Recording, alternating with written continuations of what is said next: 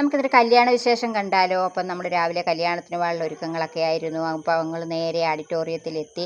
അവിടെ ചെന്നപ്പോൾ ജ്യൂസൊക്കെ കലക്കി വെച്ചിരിക്കുകയായിരുന്നു. നമ്മൾ ജ്യൂസൊക്കെ എടുത്ത് കുടിച്ചെല്ലാം നിന്ന് കഴിഞ്ഞപ്പോൾ ചെറുക്കനെ സ്വീകരിക്കുന്ന ചടങ്ങൊക്കെ ആയിരുന്നു. അപ്പം നേരെ നമ്മൾ അവിടേക്ക് ചെന്നു. ചെറുക്കനെ സ്വീകരിച്ചെല്ലാം കൊണ്ടുപോയി പന്തലിലിരുത്തിയതിന് ശേഷം പിന്നെ അടുത്ത ചടങ്ങെന്ന് പറഞ്ഞാൽ പെണ്ണിനെ സ്വീകരിക്കുന്നതായിരുന്നു. അപ്പോൾ പെണ്ണ് വീട്ടുകാർ അഷ്ടമംഗല്യ വിളക്കും താലപ്പൊലിയൊക്കെ ആയിട്ട് പോയി പെണ്ണിനെ സ്വീകരിച്ചുകൊണ്ട് വരികയായിരുന്നു. അപ്പോൾ ആ പെണ്ണിൻ്റെ അച്ഛൻ കൈക്ക് പിടിച്ചെല്ലാം കൊണ്ടുവന്നെല്ലാം ഇരുത്തി. അങ്ങനെ കല്യാണമൊക്കെ തുടങ്ങി. കല്യാണം കഴിഞ്ഞ പുറകെ തന്നെ പിന്നെ ഊണ് പെട്ടെന്നായിരുന്നു. അപ്പോൾ പിന്നെ ഊണിനെല്ലാം വിളമ്പി വെച്ചിരിക്കുകയായിരുന്നു. നമ്മൾ ഇരുന്നതിന് ശേഷം മാത്രമേ ഇലയിൽ ചോറ് വിളമ്പുകയുള്ളായിരുന്നു. അങ്ങനെ നമ്മളിരുന്നു. ഇപ്പോൾ ചോറ് കൊണ്ടുവന്നു. ആദ്യം നമ്മൾ ചോറും പരിപ്പും പപ്പടവും കൂടി എല്ലാം കഴിച്ചു. അത് കഴിഞ്ഞപ്പം സാമ്പാർ വന്നു. സാമ്പാറും കൂട്ടി കഴിച്ചു. അത് കഴിഞ്ഞപ്പോൾ പ്രഥമൻ വന്നു.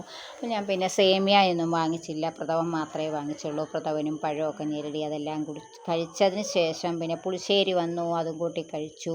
പിന്നെ അത് കഴിഞ്ഞപ്പോൾ ചെറുക്കൻ്റെയും പെണ്ണിൻ്റെയൊക്കെ ഫോട്ടോ എടുപ്പുകളൊക്കെ ആയിരുന്നു. അത് പോയി ഇന്നെല്ലാം കണ്ടു.